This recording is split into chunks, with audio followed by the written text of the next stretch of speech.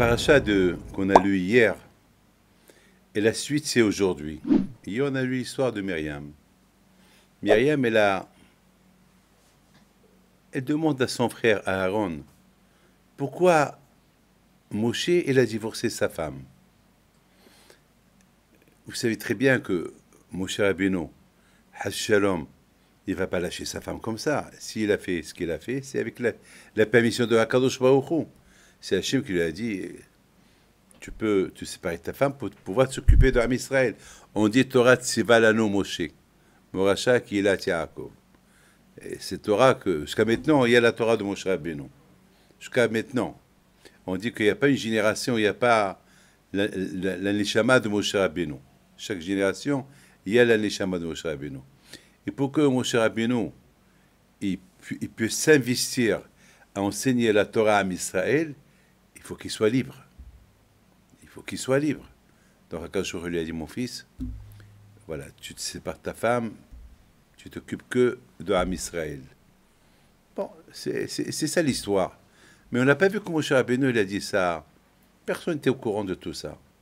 Mais il y a sa femme, Tzipora. Lorsque Tzipora, elle a vu que Moshe Rabbeinu, il a choisi les Sanhedrin, les 70 rabbins qui vont s'occuper d'Am Israël, Tzipora, elle a dit un mot. Oh là là, qu'est-ce qui les attend? Oh là là, pour être un gadol hador, pour être un grand, et il va être obligé de quitter sa femme et ses gosses. Parce qu'il ne peut pas s'occuper et de la maison et de sa fille. Je peux vous dire, moi je dois tout à ma femme. Je vous le dis, j'ai toujours dit, je dois tout à ma femme. Tout, tout, tout. Pourquoi? Parce que quand même, à l'époque, lorsque j'ai commencé, parfois je voyageais, je quittais la maison pendant un mois, 2 mois. 2 mois, je ne venais pas à la maison. Et je faisais des allers-retours, je voyageais beaucoup. Je ne m'occupais même pas de la maison. Il faut dire la vérité. Et grâce à Dieu, jamais il m'a dit ne fais pas ça, ne fais pas ça. Il m'a toujours laissé. Donc, Bémet, pour s'occuper de Am Israël, tu es obligé de délaisser la maison. Alors, Tzipora, elle a dit ça. Alors, elle lui dit, Myriam, quoi, tu es séparé de ton mari? Ben oui. Ah bon, alors Myriam, elle va chez Aaron. Elle dit à Aaron, tu es au courant? Au courant de quoi? Ben, Moshe, il a quitté sa femme. Et pourquoi il a quitté? Pour s'occuper d'Am Israël. Mais nous aussi, on est mariés. Moi, j'ai mon mari. Et toi aussi, tu as ta femme. On n'a pas quitté. Alors là, Akash Baruch Hu s'est énervé. C'est écrit que Akash Baruch Hu, il est venu à l'improviste, il a poussé un cri. Vous n'avez pas honte de parler comme ça de Moshe? Vous n'avez pas honte de parler comme ça de Moshe? Mais est-ce que Moshe Rabbeinu va faire quelque chose sans mon accord? Comment vous l'avez soupçonné comme ça? Et il s'est énervé. Alors, du coup, elle est devenue lépreuse. Myriam est devenue lépreuse. Aaron, il dit à Moshe, je t'en prie, fais une prière pour notre sœur. Elle t'a pas critiqué. Elle a dit que pourquoi tu as quitté ta femme. Moshe Rabbeinu l'a prié. Elle n'a pas là. Une petite bracha, Hachem envoie lui à Shelema. Et à quand je dit à Moshe Rabbeinu, bon, j'écoute ta prière. Elle sera punie pendant 7 jours. 7 jours, elle va être lépreuse. Elle va quitter le Mahané, le camping d'Israël. Elle reste en dehors du Mahané 7 jours. Et c'est écrit dans la Torah que pendant 7 jours, les Juifs n'ont pas voyagé. C'est écrit que pendant 7 jours que Myriam, elle était lépreuse, les Juifs n'ont pas voyagé alors qu'ils devaient voyager. Ils ont attendu jusqu'à qu'il est devenu propre. J'ai eu 2 questions. Quel rapport avec la lèpre de Myriam et le voyage des Juifs? Si eux, ils doivent voyager, qu'ils voyagent. Où est le problème? Où est le problème? Qu'ils voyagent.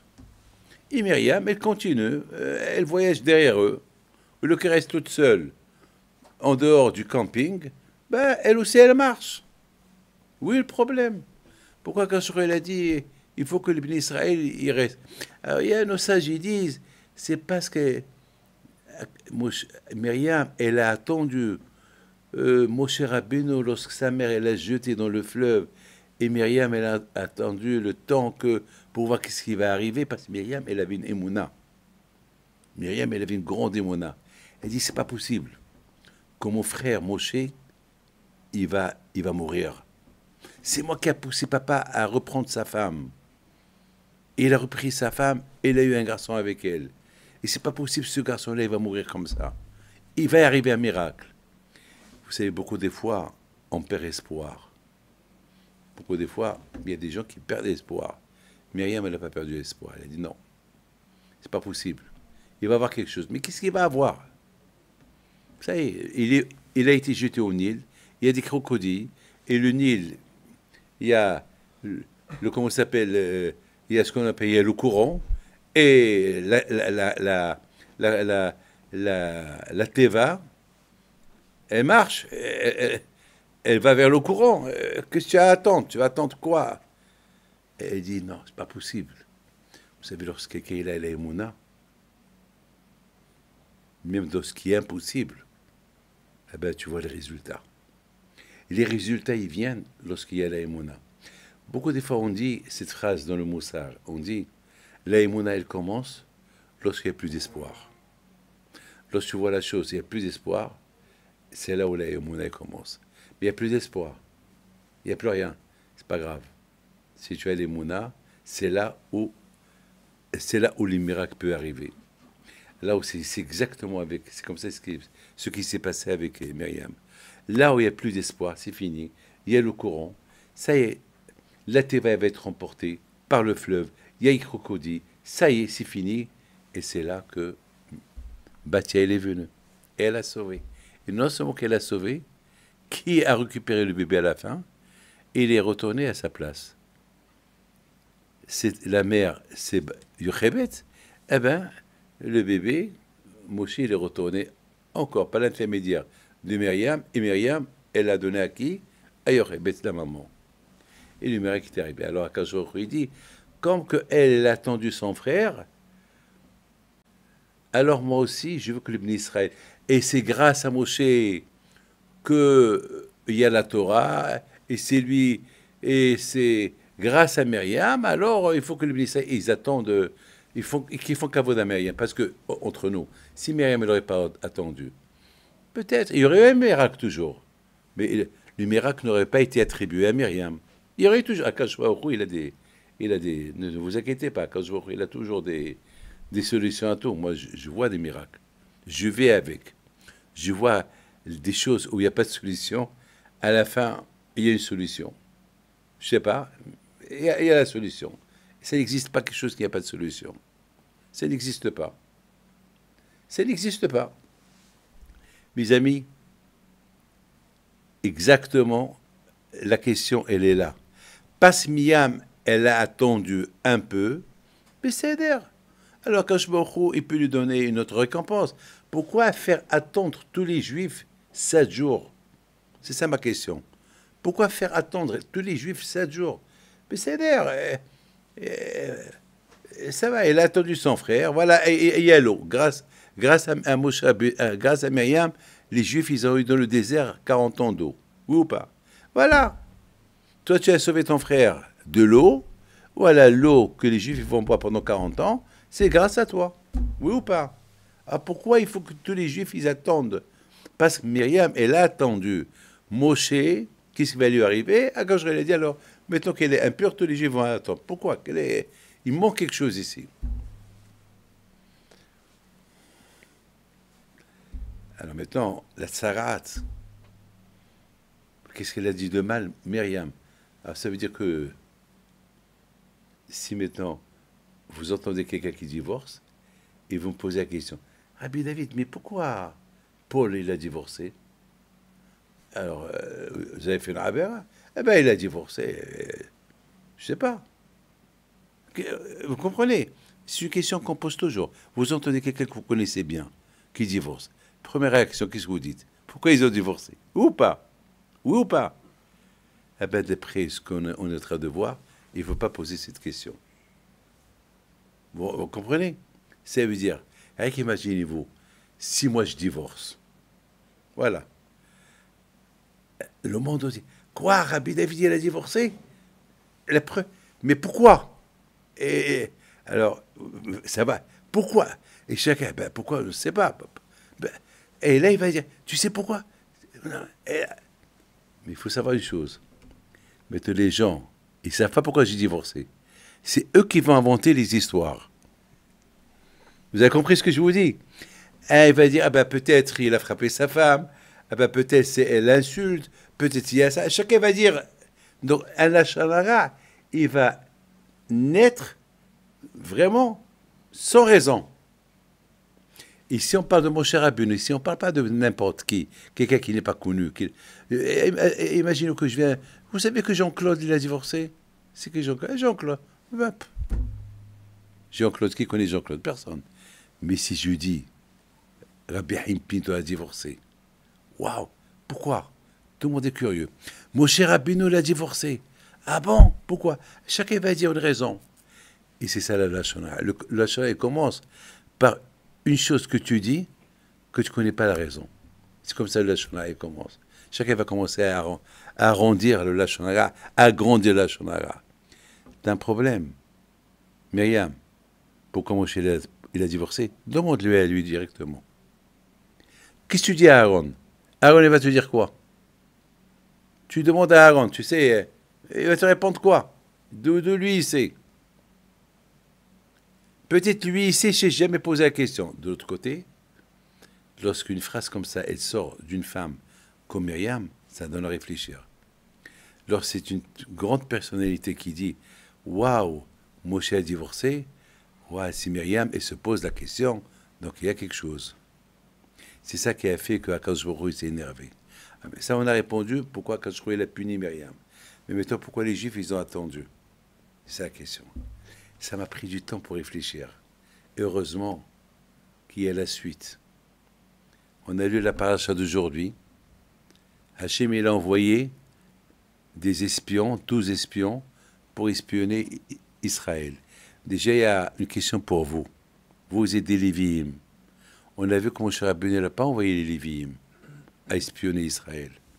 Il a envoyé les 12 tribus, mais pas Shevet Lévi. Il n'a pas envoyé Shevet Lévi. Alors quelqu'un m'a posé une question ce matin. Pourquoi pas Shevet Lévi? Je dis pas Shevet Lévi. Ils n'ont rien à faire dans cet espionnage. Pourquoi? Parce qu'ils n'ont pas l'héritage d'Israël. Ceux qui vont hériter Israël, c'est eux qui sont concernés, pas Shevet Lévi. Shevet Lévi, ils n'ont pas un Hélek, ils n'ont pas une partie en Israël, ils n'ont rien. Ils n'ont rien du tout. Adonai hu nahalatam, ils appartiennent à Kadosh Baruch Hu. Eux, le rôle de Shevet Lévi, c'est d'enseigner la Torah à Israël et de s'occuper de Beth Amikdash, c'est tout. Donc, puisque c'est comme ça, ils n'avaient pas intérêt d'aller espionner Israël. Il n'y a pas... Ceux qui sont concernés, ceux qui vont l'hériter. Et ceux qui vont l'hériter, c'est les 12 tribus, pas eux. Ah, maintenant, pourquoi ils ont attendu? Dans la paracha d'aujourd'hui, c'est écrit que lorsqu'ils sont partis espionner Israël, ces 12 Meraglim, lorsqu'ils sont retournés, ils ont critiqué Israël. Et sur place, la Torah, Rashi dit, ces Shaim-là, au lieu d'apprendre du Moussar de Myriam, Myriam l'a dit avec une petite chose, elle a été punie 7 jours avec la lèpre. Et eux, ils ont parlé, critiqué Eretz Israël. Ils sont même partis à critiquer Caleb ben Yefouné, critiquer Yoshua ben Nun, critiquer Hachem. Ils ont même dit que les Knaanim, ils sont plus forts que Akadosh Baruch Hu. C'est-à-dire qu'Akadosh Baruch Hu, il ne pourra pas les gagner. Hachem Ishmor, où ils sont arrivés à dire des folies. La gava, l'orgueil. L'orgueil est l'aveugle. L'orgueil est l'aveugle. Ces miraglim-là, comme que le Zohar il dit, ils ont dit, si on parle du bien sur Israël, alors on va rentrer, on va perdre notre titre de prince. Parce que chaque tribu, il avait un titre. Mais ça, c'était que dans le désert. Mais une fois qu'il rentre en Israël, il y aura un roi. Il y aura un chauffette. Il n'y aura pas chaque tribu un chef. Ah, ils ont dit, ici, on est bien, on est prince, on est chef de tribu. Et là-bas, on va rentrer, alors on va critiquer Israël, comme ça. Mais malheureusement, lorsque quelqu'un rentre dans le système du Lashon Hara, il ne s'arrête pas. Une fois, j'ai entendu un juif marocain qui a dit, la langue, elle n'a pas d'os. La langue, elle n'a pas d'os. Alors, c'est que la langue elle peut tourner dans la bouche. C'est-à-dire, une fois que tu commences à parler du Lashon Hara, il n'y a pas de stop. Tu t'arrêtes pas. Tu ne t'arrêtes pas. Mais je reprends les paroles de Rashi. Il dit Rashi, Rishaim Elo, ces Rishaim là, des 12 tribus, ces chefs de tribus, ils ont vu la punition que Myriam, elle a eue, ils n'ont pas appris du Moussar. Ils n'ont pas dit comment Myriam, pour un Lashon Hara, qu'elle a dit que c'était pas du Lashon Hara, et malgré tout, quand je a considéré ça comme Lashon Hara, elle était punie 7 jours, elle était impure, et eux, ils parlent comme ça du Lashon Hara. Maintenant, ça répond à ma question. Quelle question on a posée? On a posé une question, on a dit pourquoi Hachem, il a fait attendre les Juifs 7 jours? À quoi ça concerne les Juifs avec Myriam? Myriam, elle a dit ce qu'elle a dit, elle est punie, elle a la lèpre, alors que les Juifs ils continuent leur voyage, elle les suit, oui ou pas? C'est quoi le problème? Akadosh Baruch Hu, il a voulu que les Israël ne voyagent pas, pour qu'ils font Heshbon Nefesh, pour qu'ils réfléchissent, pour qu'ils apprennent du Moussar. 7 jours de Moussar. Lorsque quelqu'un voyage, sa tête, il est dans le voyage. Sa tête, il est voyage, camping et continuer. Sa tête, il n'est pas concentré. On n'est pas concentré. Vous savez, la concentration, elle vient lorsque tu t'assois, tu réfléchis. Par exemple, quelqu'un, imaginez-vous, vous êtes le décollage d'un avion. Le décollage d'un avion, ta tête, elle est dans le décollage. Ta tête, elle n'est pas dans l'étude. Ta tête, elle est dans le décollage. Là aussi, leur tête était dans le voyage. Il n'y a pas de moussard à apprendre. Akadosh Baruch Hu, il a voulu qu'il reste 7 jours dans le désert, le temps que Myriam, elle devient pure. Et pendant ces 7 jours-là, ils réfléchissent. Pauvre Myriam, elle est seule dehors. Pauvre Myriam, elle est toute seule dans l'obscurité dehors. Elle est impure. Elle a la lèpre. Pourquoi? Parce qu'elle a dit, pourquoi Moshe l'a divorcé? Donc ça donne du moussard. Ça veut dire la plus forte raison si on dit autre chose. Donc vous avez compris. Beaucoup de fois, Akadosh Baruch Hu, il fait des choses pour que nous on apprend. Il fait des choses pour que nous on apprend. Moi par exemple, je vous dis, j'ai appris une fois, j'ai appris un vendredi, j'ai appris une leçon d'une fourmi. Une leçon d'une fourmi. La fourmi m'a donné une leçon. C'était un vendredi, je voyais la fourmi marcher. Je me suis dit, c'était au mois de janvier, il faisait froid dehors, à Lyon. Qu'est-ce qu'elle fait cette fourmi chez moi? Et j'ai commencé à la suivre. Peut-être, il y a un nid de fourmi chez moi à la maison. Et j'ai commencé à la suivre. Il y avait un qui répondait au téléphone, il voulait la tuer. Je lui ai dit, non, ne la tue pas. Je vais voir d'où elle vient. Certainement, elle va retourner là où elle est venue. Elle tourne, et je tourne avec elle. À un moment donné, elle descend les escaliers de la cave. Et j'allume la lumière pour voir où elle va aller. J'ai dit, peut-être, le nid, il est en bas. Et soudainement, je vois une araignée qui sort, elle attrape. J'ai dit, tu vois, David, Akadosh Baruch Hu, il sait qu'il y a une araignée dans ma cave. Qu'est-ce qu'elle va manger le mois de janvier? Alors Akadosh Baruch Hu, il a fait qu'une fourmi, elle est rentrée chez le moi à la maison. Et s'est cachée quelque part. Et le jour que la fourmi, elle est appelée pour être mangée par l'araignée, donc elle est sortie, et l'araignée l'a attrapée. Alors je me suis dit, si Akadosh Baruch Hu, il pense à l'araignée pour lui donner, préparer son repas de l'hiver, quoi, moi, Hachem ne va pas penser à moi, ce que j'ai besoin. Quoi, Akadosh ne va pas s'occuper de mes besoins. Si Akadosh s'occupe de l'araignée, il ne va pas s'occuper de moi. Et c'était vendredi, encore plus. Il y a des gens qui disent Shabbat, Shabbat, je ne travaille pas Shabbat. Et si je ne travaille pas Shabbat, comment je vais avoir la panassa? C'est Akadosh Baruch Hu, il pense à l'araignée le vendredi, quoi manger, quand il ne va pas penser pour ton Shabbat, il ne va pas penser pour ta panassa. Il faut ces réflexions. Akadosh Baruch Hu nous apporte des situations pour réfléchir. Donc là où c'est Akadosh Baruch Hu, il a créé une situation pour réfléchir, pour que le ministre Israël, ils font Heshvon Nefesh, la médisance, qu'est-ce qu'elle peut faire? Même la bonne médisance. Parfois, la bonne médisance, elle devient mauvaise médisance. Surtout de la bouche de qui elle sort. Je termine, hein. Il y avait un rabbin qui l'a dit, comme ça il a dit, il y avait un juif qui s'appelle Moshe Mendelssohn. Je ne sais pas si vous avez entendu parler de lui. C'est lui qui a créé le réformiste, les juifs réformes. C'est lui qui a créé, il faut croire que dans la Torah, écrite, mais pas la Torah orale. Les mitzvot de Hachamim, il faut croire que ce que la Torah dit. Ah, ce shalom, c'est qu'au faire. Et une fois, alors il y avait un rabbin, il a posé une question. Et il a dit, comment ce Moshe Mendelssohn, qui était Bahou Yeshiva, il a étudié à la Yeshiva, comment il est devenu comme ça? Il a dit, vous voulez savoir comment? Parce qu'une fois, à Kippour, il était en train de discuter avec quelqu'un, et ce quelqu'un lui a dit, où tu vas demain? Il a dit, où je vais demain? Ben demain c'est le jeûne. Quel jeûne? Ah ben c'est un jeûne.